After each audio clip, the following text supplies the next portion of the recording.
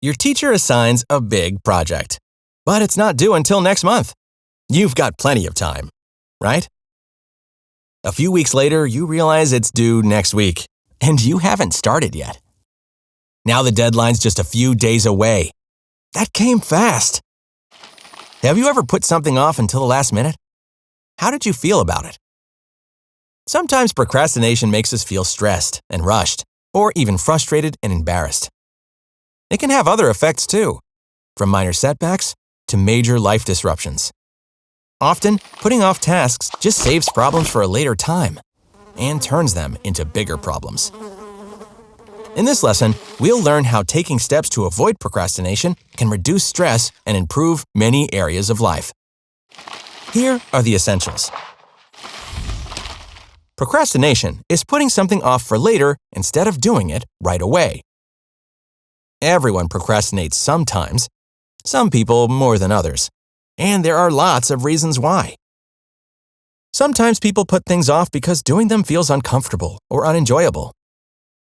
If someone doesn't like feeling awkward, they might put off a difficult conversation with a friend. People might also procrastinate because there's something else they want to do, like playing video games or scrolling social media. Other times, people want to complete a task, but they're not sure how to get started. When someone has a big project looming, like writing a paper or cleaning their room, they might feel overwhelmed and not know where to begin. For some people, the more important something is, the harder it is to start, because they want to make sure it's perfect. But the longer they wait, the less time they have to do their best work. Which of these are reasons people might procrastinate? People procrastinate for all these reasons and more.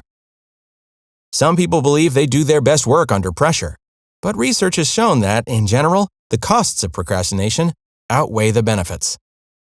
One study found that students who procrastinated had higher stress levels than those who didn't, even though they'd tried to avoid stress by putting things off. What is an emotional effect of procrastination? Procrastination causes higher levels of stress, anxiety, and depression, and it can lower people's self-esteem. Along with the emotional effects, it can also cause problems in school, like missing deadlines, submitting work that's not the best, or not getting work done at all. To manage procrastination and avoid its negative effects, it helps to harness different parts of the brain. The reasoning part of the brain, found here, controls things like goal setting, making plans, and taking action. But the emotional center of the brain, found here, controls feelings like pleasure and fear. Sometimes these emotions can feel overwhelming and lead to procrastination. For example, this part of the brain might make someone feel nervous or worried about asking a teacher for help, so to avoid those feelings, they put off reaching out. Meanwhile, the same part of the brain also creates feelings of enjoyment for doing fun things, like watching videos, instead of the less fun things they need to do, like homework. But there are ways to make tough tasks less uncomfortable and overcome procrastination by linking enjoyable feelings to getting things done. Taking just one step toward completing a task, even a very small step, produces positive feelings in the brain that make it easier to keep going, while bringing the finish line a little bit closer. For example, the first step in completing a research paper might be as simple as jotting down a list of questions about the topic. Or the first step toward trying out for a sports team might be brainstorming ideas for a training plan. Consider this student. A 9th grader is in charge of making posters for a school fundraiser. What's one small step they could take to start working on this project? By gathering the information that needs to be on the poster, the student can take one small step toward completing the project. When the entire task seems overwhelming, breaking it into smaller steps can make it easier to start and keep going.